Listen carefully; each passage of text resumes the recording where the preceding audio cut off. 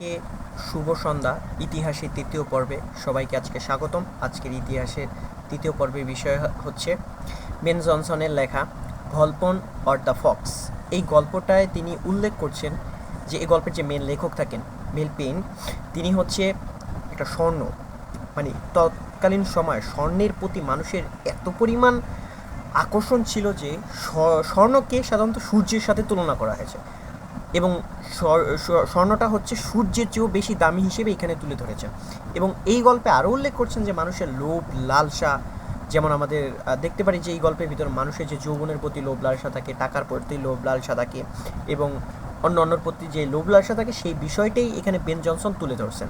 এবং এই গল্পে আরও দেখিয়েছেন মানুষ কীভাবে স্বর্ণের জন্য জীবন দিতে পারেন এবং স্বর্ণ উৎপাদন, স্বর্ণ কীভাবে প্রক্রিয়াজাত করা যায় সেই বিষয়গুলো এইগুলো উল্লেখ করছেন এবং স্বর্ণের সাথে সূর্যের তুলনা করে তখন মানুষের যে স্বর্ণের প্রতি একটা আকর্ষণ সেই গল্পে তুলে ধরেছেন।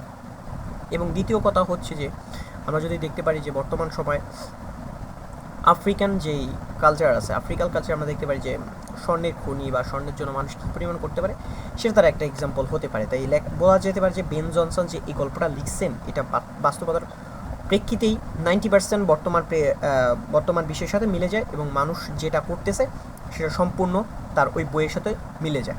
তাই বলা যায় যে বেন জনসনের এই লেখাটা 100% সত্যতার উপর ভিত্তি করেই লেখা হয়েছে। ধন্যবাদ।